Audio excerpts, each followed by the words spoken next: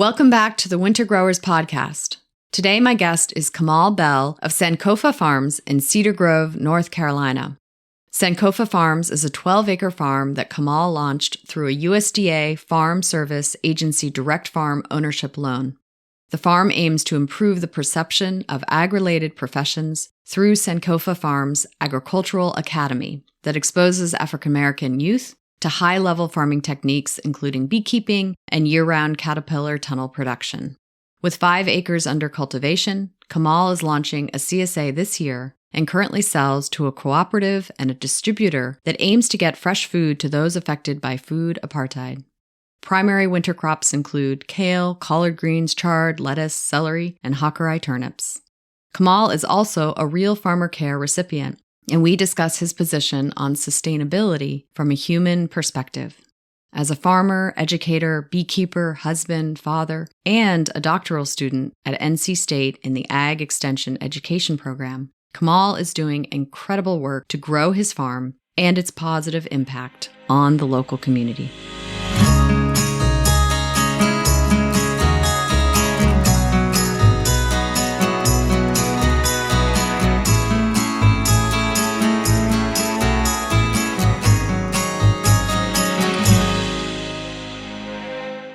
This episode is brought to you by Rimol Greenhouses. Whether it's tomatoes to market, flowers in the spring, or your family's harvest, growing in a greenhouse protected from the weather provides the right environment that you need for a harvest that you can count on. Rimol Greenhouses are designed for durability and offer the quality that you need to grow productively year-round. Visit rimolgreenhouses.com to get a quote today. Here at Four Season Farm, we use Rimol greenhouse models to support our year-round crop production. Today's show is also brought to you by Johnny's Selected Seeds. Johnny's Selected Seeds is a proud sponsor of the Winter Growers Podcast. Since 1973, Johnny's has supported farmers and gardeners with superior seeds, tools, and information to help ensure their growing success and feed their communities and families. The research farm is the heart of Johnny's, where they trial thousands of varieties and tools every year. The breeding program uniquely focuses on introducing varieties that meet the needs or solve challenges that mixed market, small farmers, and avid gardeners face. Visit johnnyseeds.com for innovative new varieties and time-tested favorites to grow this season. You can also browse the online Growers Library for a wealth of educational resources, including the Johnny's Winter Growing Guide, which features tips on planting and harvesting into the shortest days of the year. The employee owners at Johnny's look forward to growing with you. Now, back to the show.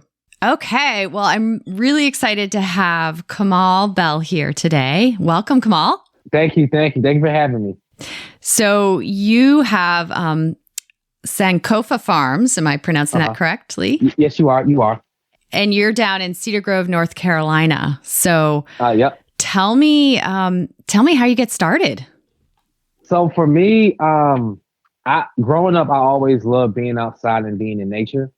And I don't think that that part of me was really fostered. I remember, I think, visiting maybe a couple of pumpkin patches. My mother and both of my parents, both of their families are from farming communities in the eastern part of North Carolina.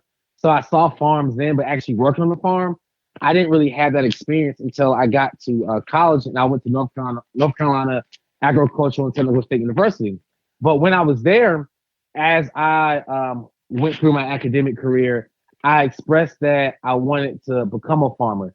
So I slightly made an adjustment in my farming journey or my academic journey to major in animal industry instead of animal science, which was more production based. And I had a really cool professor who asked me, I was taking a swine production class, and he asked me did I want to intern and work on some research for him. And I was like, sure. I love what I'm learning about pigs and animals. I'll gladly do it. And that really started my journey, catapulted my journey from just an idea to it being something that I wanted to, a profession of mine. And in that, a couple years later, I learned about food deserts. So once I took my prior experience in working at North Carolina A&T's farm, working at the swine unit, the small poultry unit, the organic vegetable unit, working on research projects, and then learning about food deserts, I combined both of those interests, and we went through the USDA to acquire the funds, the FSA program, to acquire the funds for the farm, and then that spearheaded me on this journey of actually the creation of Sankofa Farms.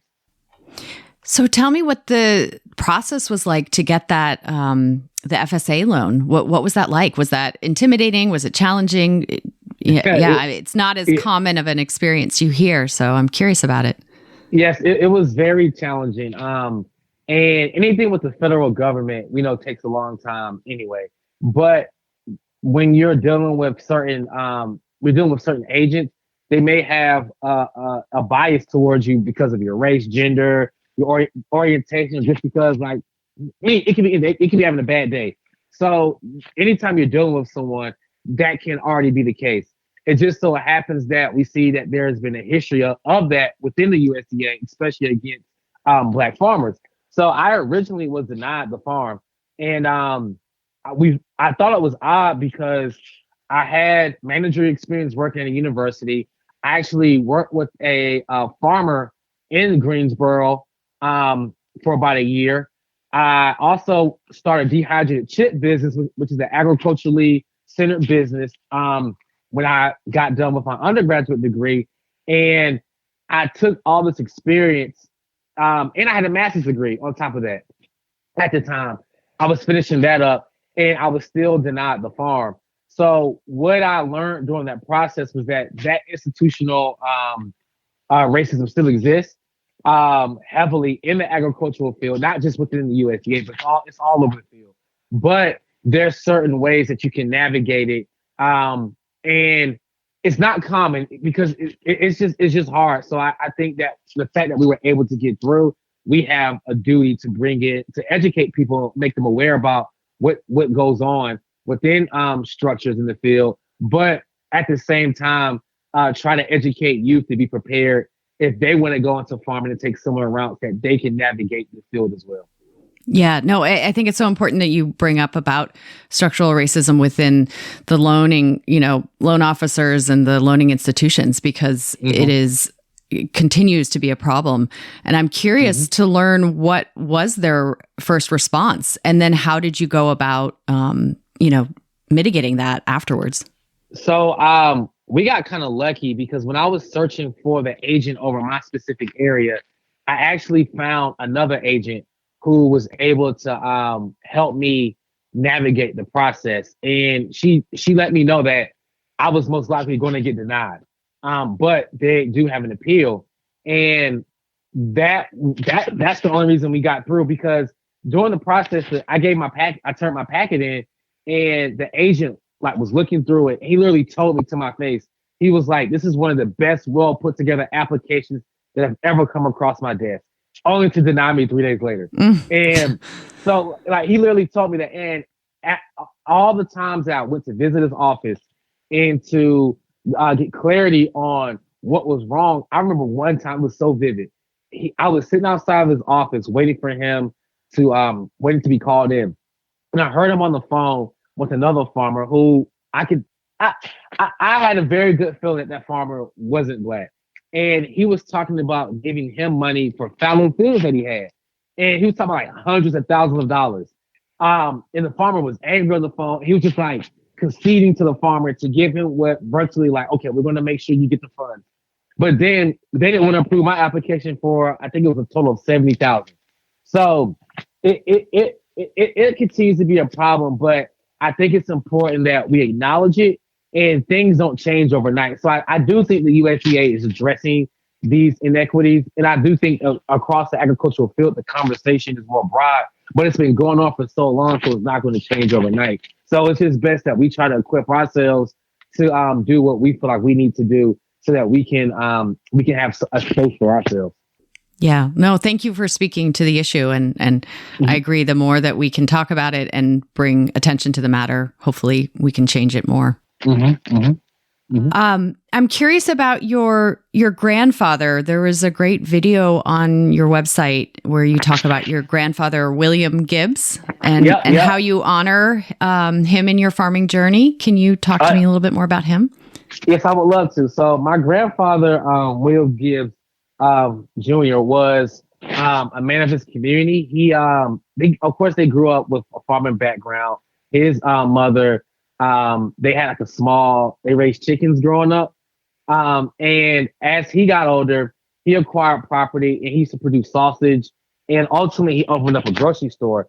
And the whole idea of his grocery store was to get people in his community access to healthy food.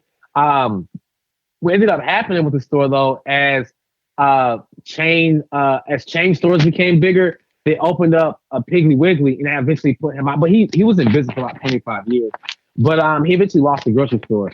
But just in knowing him and building a relationship with him, he after he passed, I remember I was going through the house and I asked my mom, I was like, "Whose boots are these?" And she was like, "They're your grandfather's." And I put them on and they fit perfectly. So I wore those boots all the way until we up until recently. I still have them here. They're probably in the back in the shed right now. I just turned around to see. I don't think I can see them, but I just have those as a constant reminder to his hard work, because he always talked about, up until he passed away, about the farm. Like every time I would call him, the first thing he would ask me was, "How's the farm doing? What are you doing with the farm?" And he always talked about how he wanted to visit. So I just always honor and keep his memory alive with me. And I think that his work, I'm continuing some of the work that he had in mind. I love that. I love the idea of following in your grandfather's footsteps and literally wearing his boots. It's so great. Yep. And I think people always are like, and for me, like when people ask about like, are you a first generation farmer? Like our history, like with land loss and acquisition and just staying abreast with times, like he farmed. But then my mother didn't, but now I'm farming. So it's just kind of like we get to start all the way over. So it's really interesting just to like honor that legacy and then see how people perceive our history. I think it's really interesting. Yeah, no, that's so great. So you talk about, a lot of your inspiration is to try to change food deserts in your area. Can you describe a little bit about what that looks like where you live and specifically how you've been able to impact that? So when I learned about food deserts in college, I thought about how everywhere that I went, I saw the same thing within the Black community. So I've traveled to some pretty cool places multiple times and new places, and I see the same thing everywhere. So when I started to see it here, I thought about how, like, just my experiences growing up in Durham and how certain areas don't have sidewalks, the quality of produce in the areas, how it looks better on one side of town than the other. How there's certain outlets in certain sides of town that aren't in others. The policy that goes into placing certain outlets in certain spaces. So all of that, I thought about my experience and my educational experience. I went to a white high school and middle school, and then what options were available there. But when I was in public school, at an all-black public school, those options weren't there. So I just think about those things a lot. So when I started to think about how to address food deserts, I saw that everyone was looking at the policy side, and that took too long for me. So I'm just like, well, we have space, we have access to youth, so let's teach them how to grow their own food and ultimately look at ways that we can incorporate the larger community and their families. That's the hardest part of our model, is the buy-in and the time that it takes. But we're going to be working on some projects this year that'll address some of the barriers that we've seen. But ultimately, I thought the long-term solution is educating and preparing our youth. Yeah, and you've started the Sankofa Farms Agricultural Academy. Mm-hmm. And can you tell me more about how that works and what that looks like? So originally, the academy was supposed to, I'm a former agricultural teacher, and originally the academy was supposed to be at a school. And I drew up an idea, a proposal. It was like my first proposal ever. One of my friends, he helped me. He was working at the school at the time. And I submitted it to the principal, and she was like, "No, I can't help you with this. You need to take this to somebody else." Meanwhile, me and the students developed, like classes of students developed the courtyard space. We had chickens at the school. And now that I think back at it, it was like, think back on the experience, it was kind of funny because we had chickens, we had a garden, but we didn't have a fence around the garden. So we quickly learned like what happened with it was like little things, resources that we needed and adjustments we had to make. But I was just trying to get the students, get them the experience.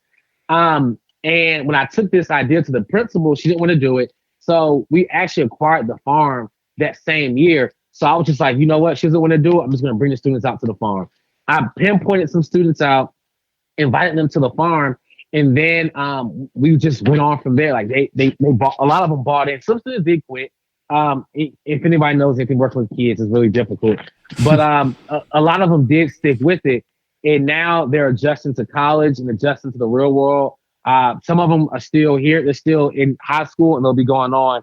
And then we're going to be bringing in more students this year. And we're actually going to be working with some public schools this year in that district, and potentially one of the school that I was denied, and we're going to restore those areas for them. And I just saw that it was difficult as a teacher to work in the classroom and farm. And because you think about how hard farming is in general, then how hard teaching is, you're taking two of the hardest professions and merging them. It's very difficult. So I'm offering more support as a, I'm not saying an outsider, but as a community member to work with the school and do some programming now. Yeah, no, I think it's amazing that work. And do you have an example student who's come through your program and what they've gone off to do? Do you have an example to share? Yes. We have a student named Kamal, and you'll see him. I think people really like him. He has locks, and you'll see him on the Sankofa page. He actually is attending North Carolina A&T. He's still adjusting. His first semester was real rough, but this is like, it's a part of that adjustment process. But he was on track to be in a very tough position in life. I think that if we didn't get him when we did, he'd have a completely different trajectory. But he saw the bigger picture, and he was able to put himself in a position where he has access to other opportunities. So he's a student that came from a very tough background with his parents. His grandmother ended up getting full custody of him, and they did their best, and she allowed me to work with him. And in combination with us offering support and the grandmother supporting him in his farming journey, he got his stuff together, graduated high school, and now he's off at North Carolina A&T where I went, and he's pursuing an agricultural degree as well. That's great. And does he have would he like to be a farmer, or does he just want to be involved in agriculture in some capacity? He's mentioned that he wants to be in charge of the product, like the supply chain, like looking at how something is made in the agricultural field and being in control of that process. So he has mentioned that to me, but he also has mentioned that he wants to go in the farming. So I think we're going to find out in the next couple of years what he decides to do. So if he wants to come back here, we can allot his space and he can start his own farm here. So he has that option because he stuck with it and changed his perspective early on. I think that's the beauty of a story like Kamani. Yeah, no, that's wonderful. So if listeners want to support the work that you're doing, you have a donation on your page, on your website, correct? Yep. We do on the front page. Yep. Great. And they can subscribe to our website to stay abreast with what the farm is doing. Wonderful. Thank you. So I'd love to hear a little bit more about your farm, the size of it, sort of the layout, location, just more of the details about the farm that you're operating now. Oh, yes. We have our farm is 12 acres. We have, like I mentioned before, the space wasn't prepped before. It wasn't clear pasture land. It was all trees.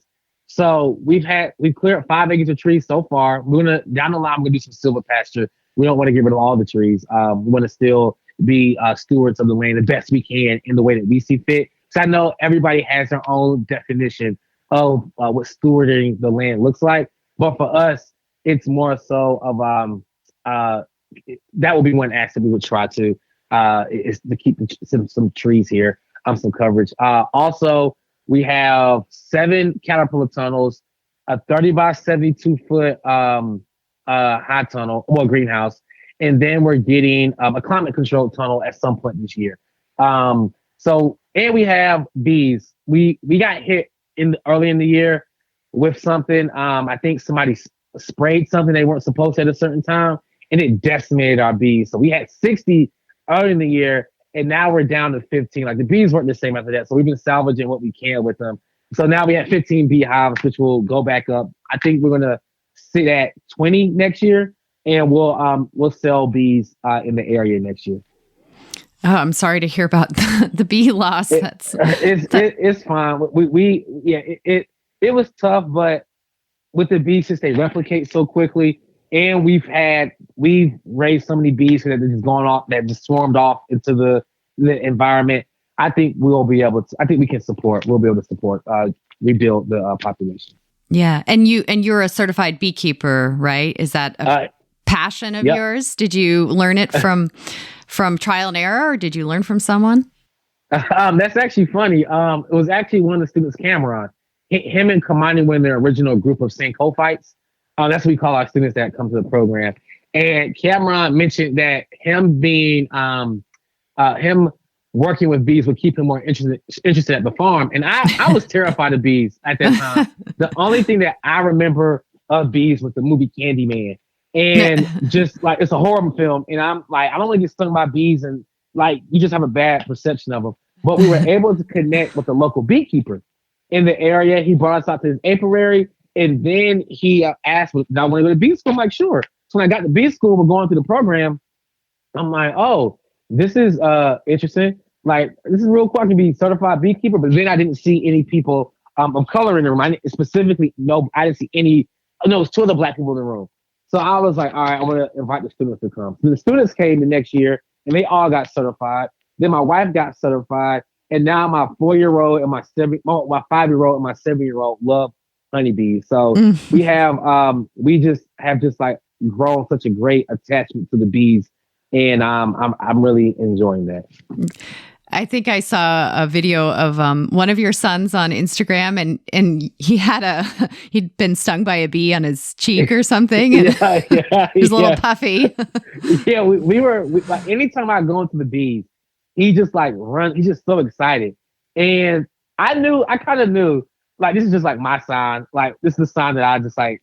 I felt like it was a sign. He was like 3. He got stung on his leg.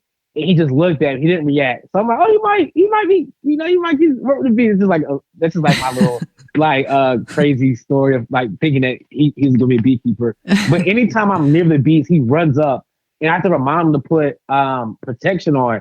And he just ran up. We were feeding the bees in our backyard, and the Russian bees are really mean in the wintertime. Like the Italians are pretty nice, but the Russians are mean, and they just start flying out of the colony.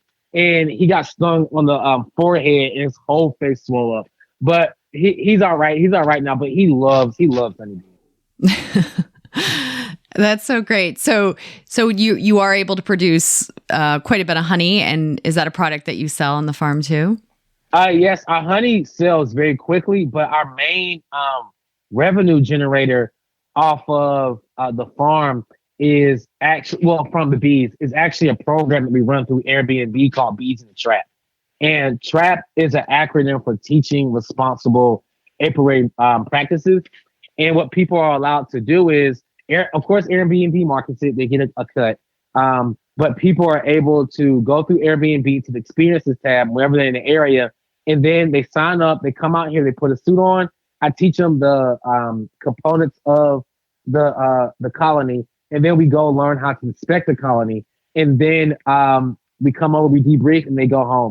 So that's been the biggest revenue generator, because we were looking at how to maximize our time out here at the farm. And I'm like, well, we have to go through the colonies every single week. I'm like, I think there could be more value added. And then one of our video and marketing person, Devin, he was like, "Yo, why don't we just, if you got to inspect the colony, why don't you think about doing something with people to learn how to inspect colonies?" So then you're actually like inspecting and getting your eyes on the bees, and you're teaching people how to do it. So we just wanted to add more value to that process of honeybees. Yeah, taking care of honeybees. That's a great program. Is it been pretty popular? Are you getting quite a few people, at least during the main season? Yeah. It's been very lucrative in the fall and summer. I mean, in the spring and summer, and I think it's going to continue to grow. It's gonna grow as we bring in more ideas to it. But it's been really fun. But that's how we look at the farm, because it's so much hard work. How can we add more value to the processes of the farm? Yeah. No, you have to be creative, and it sounds like you're doing that. So that's great. So tell me about what crops you're growing, through the year, and how you're utilizing those high tunnels and caterpillar tunnels. Oh yes. I think I have like a newfound love for growing. I remember I was talking to one of my mentors, Farmer Howard of Faithful Farms. Me and him were talking, Hmm. and I told him I was like, man, I love the bees. Like the bees are my thing. And me and him had a conversation later. He was like, I love hearing you talk about the bees, but he was like, I want to hear you say the same thing about crops. So this year, me and him did like a labor share where I was working at Faithful a little bit, and then he would come and help out, and he was showing me the processes that he uses. So we were able to implement a lot of the processes this growing season, and we've just seen things just change at our farm. So during the fall, well, year round, we're doing leafy greens here, and he showed us how to do that. So we're doing kale, we're doing chard, just varieties of kale, starboard, red boar, red Russian. We're doing all types of lettuces. Like if it's like mirror is like one of the best lettuces for us to grow. We do Cherokee, but we typically like the mirror variety. We also have done chard. We do that year round. We're starting to get into doing lettuce mixes. We got some Hackaway turnips going right now. We're doing tomatoes. Not right now, but I'm just giving like in general. We do tomatoes, zucchini. Woo. That's a We do a lot. lot. We're doing a lot of stuff. Squash. We've done watermelon in the past. Okra. Um, Ooh, I'm probably missing something, but we're growing as many products as we can. And once our greenhouse is completed, we're gonna transition that to a seedling house. So then we'll have more control. But literally, like we've just been ordering transplants. Partly when one of the distributors has plants available, and then we found a guy locally who does seedlings. So we've just been like keeping our head above water the best that we can. But I think we're really going to get dynamic this upcoming spring with our crop rotation and options. Once we're able to control when the transplants are ready, we can do that ourselves. So that's when I'm looking forward to the spring. Yeah, no. Well, I'm glad that Howard gave you that that mission to love crops as much as bees. Yeah, he did. He definitely did. And so, where are you selling any of the products, or are you donating it? What's your what's been the goal of the crop production? So we do a little bit of everything. We do donate periodically. We also work with a distribution here called Table Table NC, and what they do is they get people who are affected by food deserts. They have a delivery service, so we wholesale to them, and in the service they drop it off at people's front door along with other items. We also do. I've been playing with the idea since I don't live at the farm. I have a farmer stand in my neighborhood, like in my front yard, where I'll put out that I'm selling food, and we will people can just drive by and get produce since I don't live at the farm. It's like I'll just take some products home and some of my neighborhood, like there's a market there. We also get food to Fight for 15 here. They're a grassroots organization that advocates for wage equality in the restaurant sector. So they do a distribution here in the area, and we get food to them. And and then we work with a grocery store. We get chard to them. We're starting off small with them, and we're doing chard. So we're going to do some other products, but we're starting off with chard. So we get a lot of food out every week. That's great. Do you do any sort of CSA, or are you looking to expand into that? Or yeah, we're doing a CSA this year. We're launching this year. Yeah. Yep, we're going to launch a CSA this spring. Now we got our planting system down, and we have our the metrics of how much we can produce. You really don't ever know, but we have an idea. We're definitely doing a small CSA this year that we plan to grow out. That's great. Now, is it going to be, are you going to sort of have it subsidized? Do you have any sort of, mission for food access with that program, or how is that going to be organized? We're going to do it on a sliding scale, but we're also going to whatever area we decide to have our drop-off points in, we're going to connect with community members and give them, we're going to probably do like 5 or 10 boxes for them for free. Yeah. So we're going to have people pay, but then we're also, whatever community we're going to drop off to people in that area for free if they want the produce. That's great. I love that. So this is January when we're recording this conversation. Can you tell me what you have growing in the cat tunnels right now? Do you have what could you be harvesting right now? If we're okay, in June, we'll be harvesting tomatoes for sure. I was intimidated by tomatoes, but Farmer Howard showed me how to grow them this year properly and lower and lean and everything. So we're gonna be doing tomatoes. We have some zucchini in right now, some squash. We have some watermelons. We have a small patch of watermelons. We have our kales, of course, our mirror lettuce, and our chard. And we might play around and test out some collards in June. So we'll have all these crops in rotation in okra. Oh, and we'll be harvesting honey from our bees.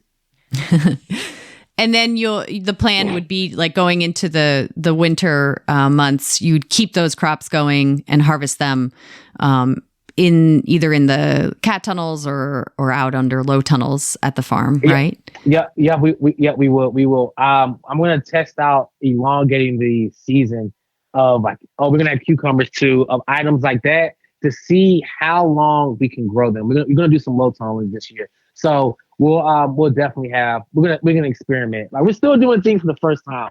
So we'll see how that experiment goes. But I definitely want to push so we can get the tomatoes all the way into past October this year. Yeah. I definitely want to try that. That's great. Yeah, well, you are located at the 34th parallel, so you're pretty far south, which is a huge advantage for light. And your 7B is your zone. Yep, So 7B. So you've got pretty favorable growing conditions, so even in the winter. So that's great. Yep. Well, good. Well, what I'm curious about, like what do you consider would be the biggest advantage to being able to grow year round in your neighborhood, in your area?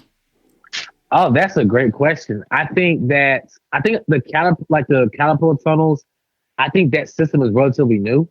I think a lot of farmers don't have them, so the access to market.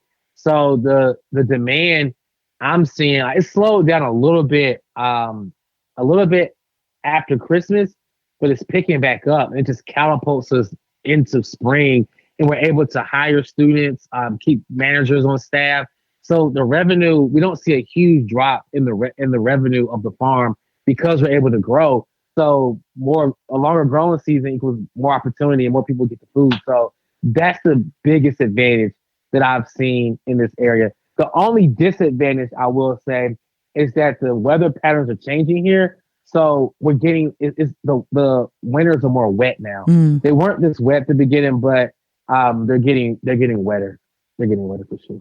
Yeah, no, climate change and just varying conditions really make it challenging to grow year round, and especially in the winter. So that's where those caterpillar tunnels will come in handy for sure. So yeah, they do. They definitely do. Yeah.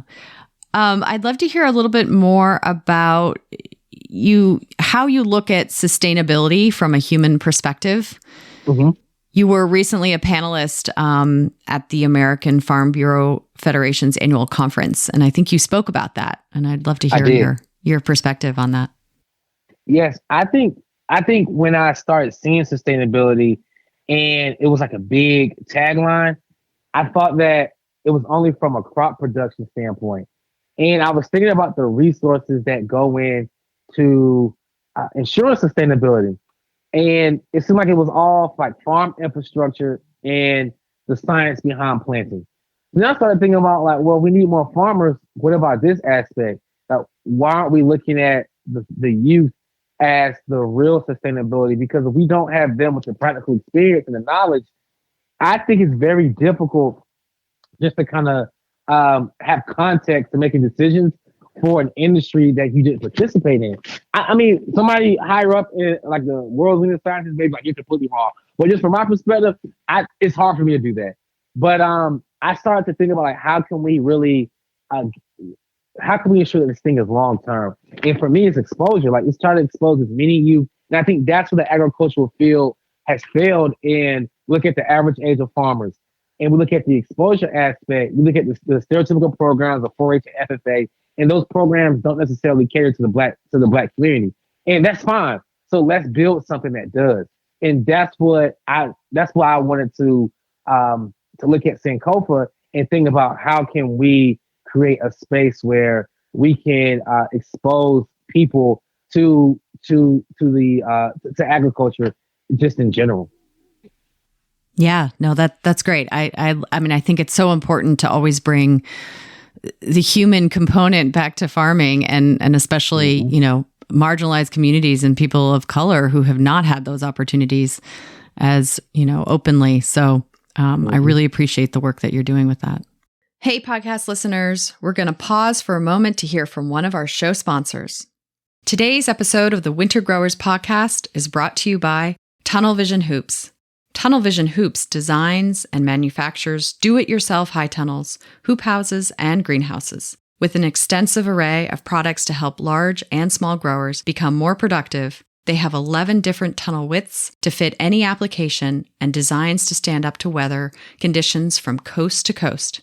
Tunnel Vision is also a national distributor of parts and accessories needed to build, maintain, or upgrade an existing tunnel or hoop house. Check out their Tunnel Vision Hoops YouTube channel for instructional how-to videos to help build a great high tunnel or hoop house. Here at Four Season Farm, we have 2 movable high tunnels made by Tunnel Vision Hoops, and they are definitely my favorites. To learn more, visit their website at tunnelvisionhoops.com.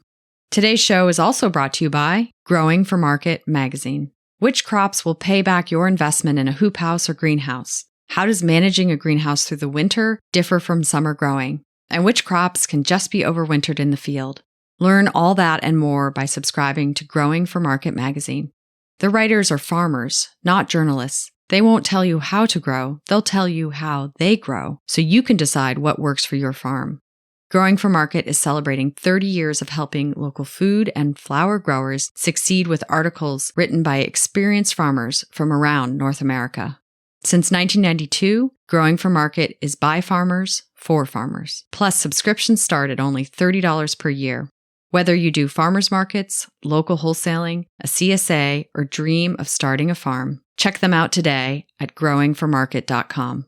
Request a free sample print or digital copy from their website, and podcast listeners can get a new subscriber discount of 25% off with the code WINTER when subscribing at growingformarket.com.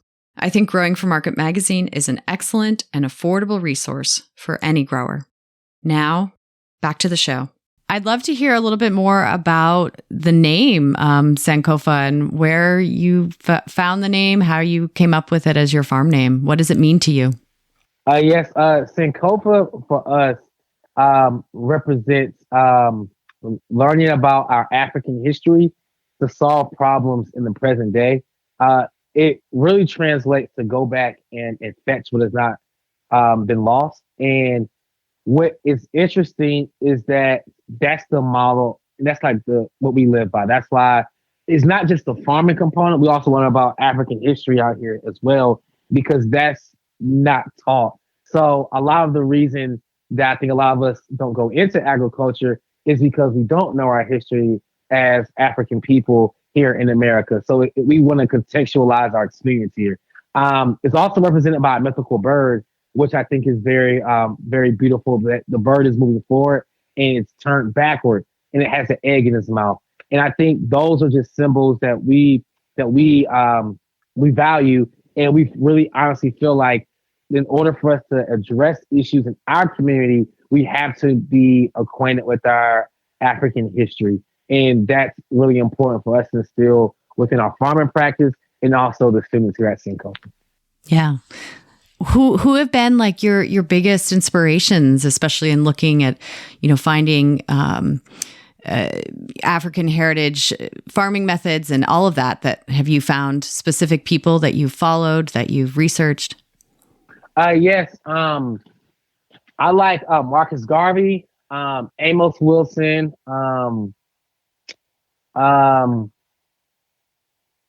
I like Booker T. Washington, George Washington Carver, Mary McLeod Bethune. I like all of their models. My parents, of course, learn about my ancestors. I I value that. I look up to like the model that they set for us. Farmer Howard, Taz Walker, uh, who else?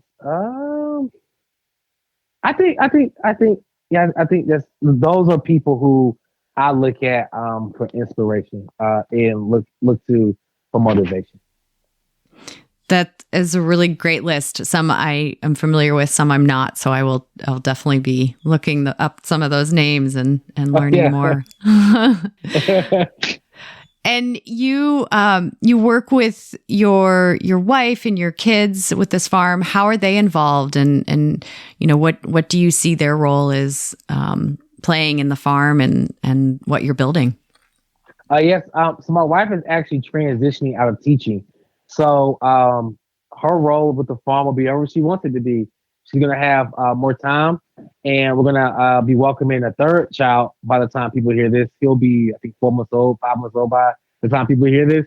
But my sons, I think my oldest son is a logistics person, so I think he looks at processes very. He's very keen on process. And that's Khalil. And Akeem, I think, is very good with his hands.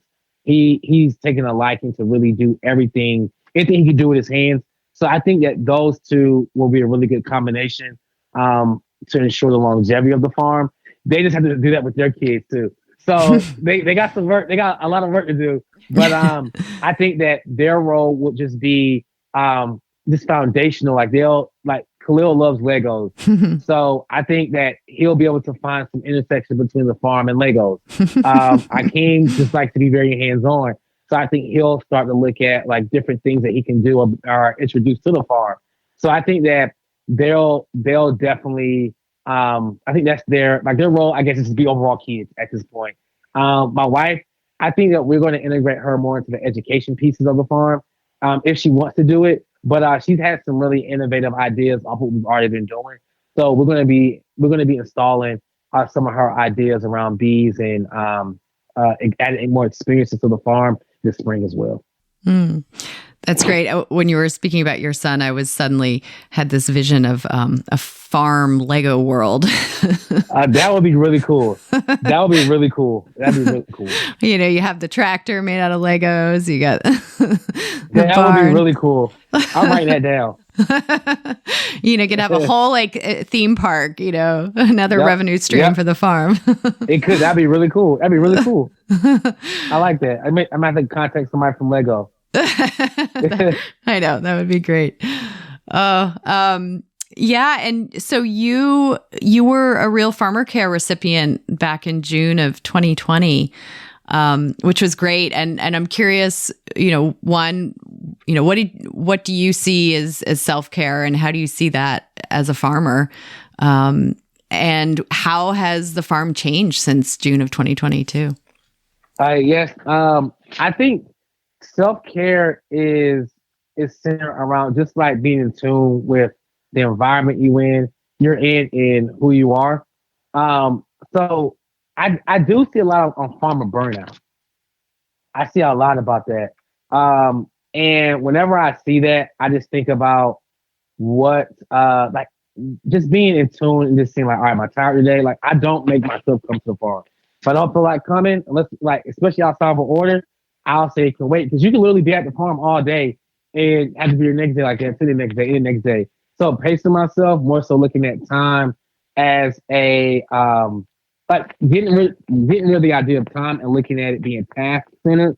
So I'll come out and have certain tasks that I need to accomplish for the day, and then go from there. So that's been really big. At this point in the year, we're going to have a climate controlled greenhouse up. We're going to be doing some hydroponics in it. So that'll be our biggest. Then having our seedling house established. Those will be our two biggest accomplishments of 2022. Unless something else big comes across, we can't really prepare for that. But I think those would be our two biggest accomplishments, and having more youth at the farm as well. Yeah, no, that sounds great. And I'm sure having the seedling production, in-house, so to speak, will make a huge difference. So it definitely will. With that greenhouse. Yeah, that's great. Mm-hmm.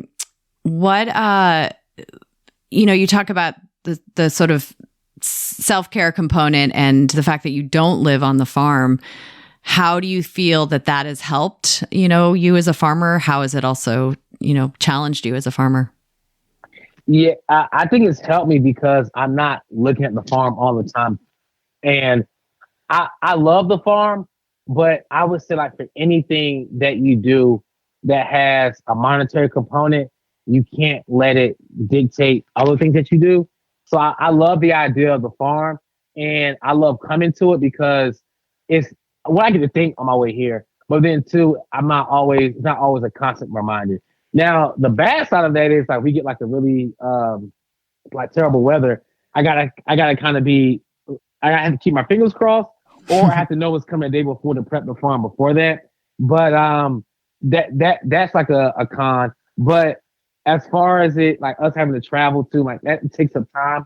But at the end of the day, like I said, I have to like readdress my perspective of time, so I'm not feeling like we're behind, and then not looking at what other farmers are doing. Like our farm is we're going into our sixth year. So we haven't had the farm long. So the things that we look at that we thought we need to get done, I feel like we have some time to get it done. So just not having everything to be a pressing issue.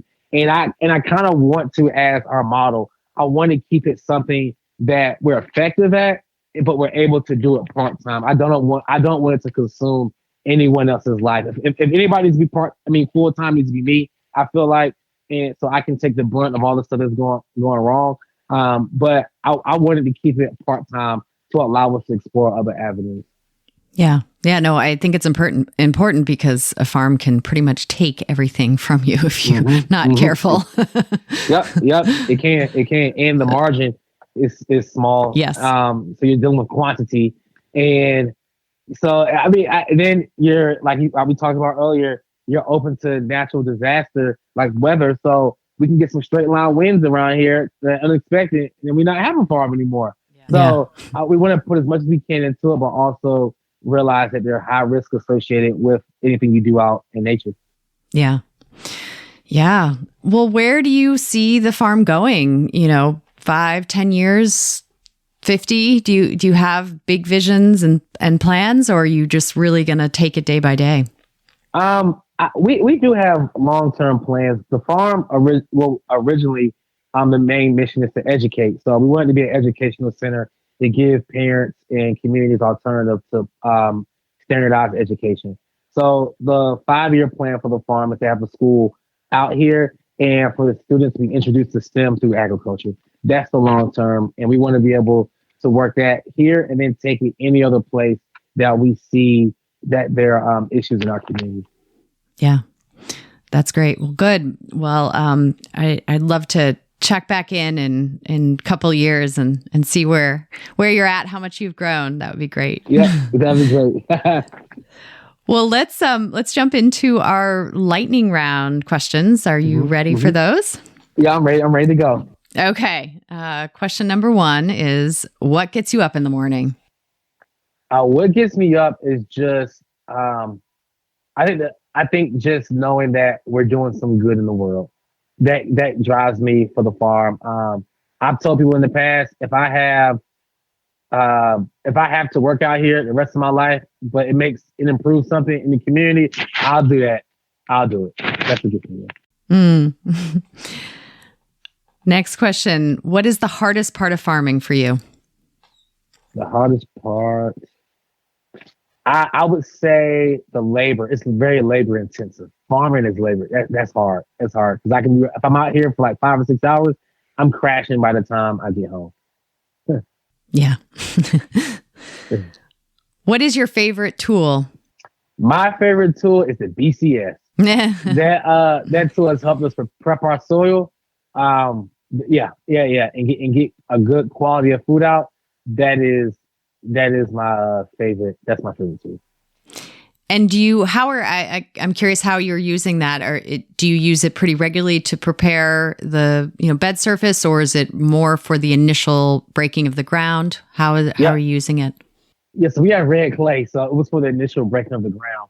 now that we've composted really heavy for about 2 years, and then we just started integrating the native soil together, and it came together like so beautifully.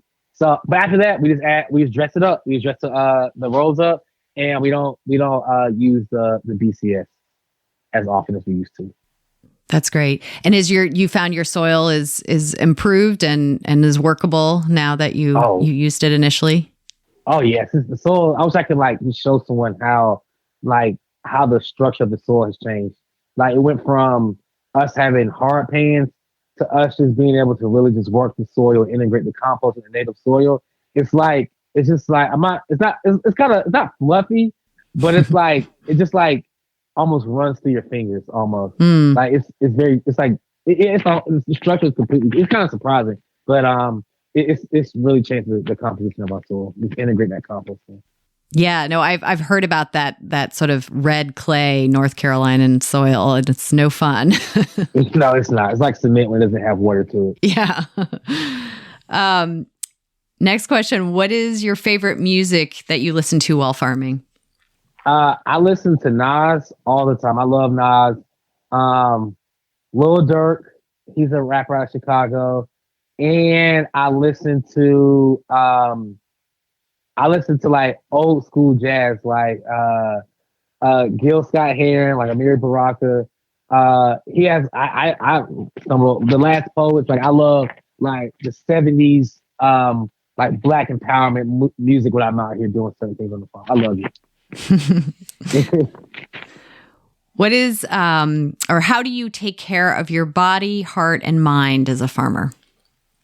I think by eating the food that's grown here and also being able to relax. I'm not a person that's like going to work here all day and then go home and work 1,000 miles per hour, but just by just pacing myself. And then on days where like I may have a heavy day, but I may just stop, take out my headphones, put my phone to the side and stare at the trees and stare at the birds and listen to what's going on in the environment and just learn from what's going on around me. Yeah, that's nice. And what is your favorite self-care activity or favorite way to relax? I would say, this is going to sound weird, but I like going to, it's going to sound really weird, but if my perfect day would be like coming to the farm, us getting a lot of work done, like just being out in nature, going home, making sure everything's fine with the family. And then between me going home and coming in from the farm and getting to my house, I stop my food line and get a steak and get some good juice. And I go home and eat my steak and drink my juice. That's like a good day. That sounds like a great day. It's odd, but like, that's my thing. Like, that's my thing. What is your favorite smell and your least favorite smell on the farm? My favorite smell is, I guess I would say, I like walking into a tunnel like in the morning and it just smells so good with the plants. Like you see the plants looking vibrant. It's like, it just smells like an oxygenated environment. I like that. My least favorite smell is sometimes walking by the compost pile. It might churn my stomach a little bit. I don't like that. It doesn't smell good at all. What is your favorite crop to grow, cook, or eat? My favorite crop to grow, I think, would be collards or kale. I'm not a good cook, so I saute a lot of stuff. So I would saute. I can saute those, and I think those are my favorite to cook and to grow. I like growing chard. That's a crop that I think like that's my buddy right there. Chard and okra. Those are my two favorite to grow. And then what about do you like to eat those as well? What would be your to eat? Yeah, I like to eat those. My wife likes chard more than me, but like I have a weird relationship with the food where like people ask like you eat a lot of the food. Like I not as much as you would think. I like to like give it out to other people, but I'm actually gonna make me a kale salad today. I am gonna do that for the farm. We have some turn up, so we're gonna make a salad today.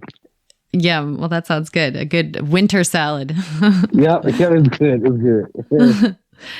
How do you turn off farming, or can you, or do you?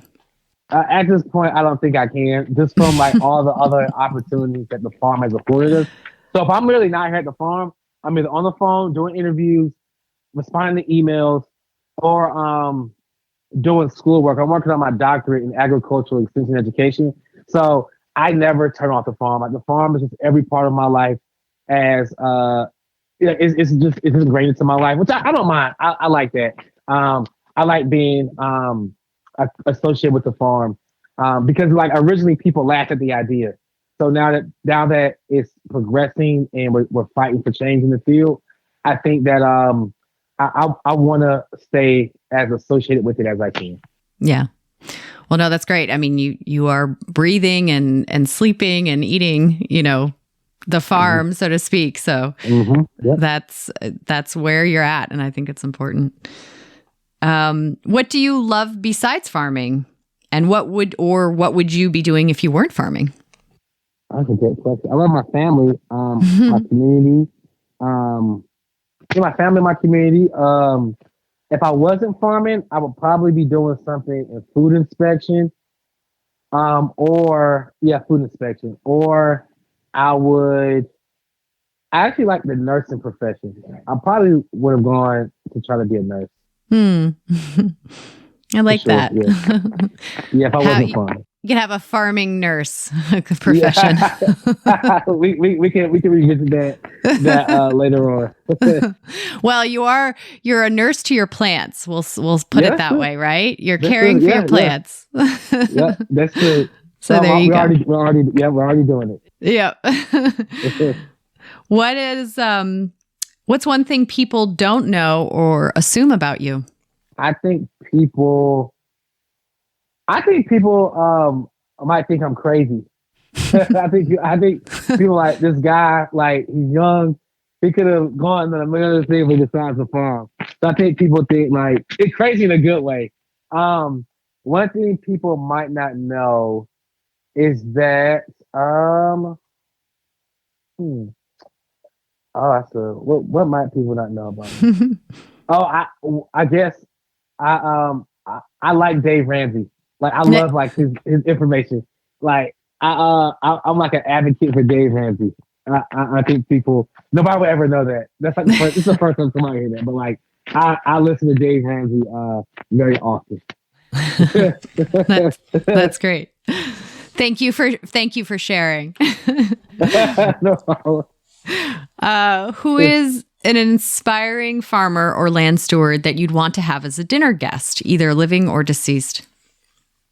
Oh, I would love to talk to Booker T. Washington. I would love to sit down and pick his brain on the inner workings, because he did a lot with outside of Tuskegee, like black businesses. So like they were building a school in Africa. So I would love to have spoken with Booker T. Dinner with Booker T. Washington. Is there any one like particular question you'd want to ask him, or? Yeah, I would probably want to ask him, how did he was a master networker. Like, what were the qualities that he saw best that someone needed to network in the time period, and like, or just with different groups of people? Because his rhetoric is similar. Like, he wanted to help Black people, and he did it in a more racially aggressive time. So I always want to know those qualities that he used to navigate the society. Yeah. What is one piece of advice that you wish you had starting out, or something you wish you had done differently? Oh, my dad actually pointed this out to me. He was telling me that, like, I know that you love your passion, but try to find ways to not always have to spend all of your money on your idea. That was my biggest thing. Like, I'm a person where I get an idea and I'm going to go at it 120%. And Devin, he talks to me about it all the time. Like, he's more rational. Like, if I see something, I'm going to take the bumps and the bruises. But like, those two are like, hey, like, take a step back, think about it more. and then approach it. So I spent a lot of money up front. I didn't think I needed to going back. Like I tried to clear the land myself with a bulldozer, and then ended up like it was $5,000 to rent the bulldozer. I did a terrible job, and then I had to pay somebody $5,000 more to clean it up for me. So they did a terrible job too. So I'm wasting like $10,000 out the gate. So I would say that take your time and don't buy everything you think is a quick fix. Try to run it by a couple of people before you make a purchase in the beginning. Yeah. No, the power of the pause, right? Yeah. It's the power of the pause. Yeah, I like that. I like it. How do you relate to that which is out of your control? By just realizing I'm in nature. None of this, like, I really don't think that, like, I think about it from a perspective of like the bees, where I might go catch a swarm in Durham, bring them here to the farm, and then they may decide to swarm later on, and I'll lose some of those bees and they'll fly out into nature. And it made me change my perspective on thinking that, like, these aren't my bees. This isn't my farm. I'm just a visitor on the land. And like, I technically don't own the land. Like, I'm occupying the space. I'm a smaller part of a larger ecosystem. There are deer that come through, there are birds, there are microorganisms in the soil. I'm just working with, we're all just working together. So that's why I look at farm. It's a visitor on the land. It's not mine. Yeah. No, I love that. That's great. Thank you. And finally, how will you grow old farming? My vision is to be like 89 years old or 90 years old, to have a farming property, a house, and have a pond, and to be sitting at the pond drinking something like some water or something, just looking at like, dang, thinking about, reflecting on from the time I was 24 all the way until now, I gave this everything I had. That's how I want to reflect on farming. But I would want to farm around. I'll probably keep bees my whole life. I want to be an old man keeping bees. Like, I want to be able to always be able to work with honeybees. Well, I'm envisioning that porch and the pond and the bees, and then a whole bunch of great grandkids running around. Yeah. I would love it. I would be like, if that happened, I would say this was a well-served life. I hope that can be how it is. That's wonderful. I love that. Well, thank you so much, Kamal. This has been a really great conversation. I've loved getting to know you more and learning more about, your vision and your goals and the really, really important work that you're doing. So thank you for sharing your time with me today. No problem. Thank you for having me, and I'll come back anytime. Well, good. Well, I look forward to it. So thank you again. No problem. Today's show was produced by me, Clara Coleman, with support from No Till Growers. Special thank you to Willie Breeding for the theme music. Thank you to the patrons at patreon.com/no-till growers for helping to make this show possible.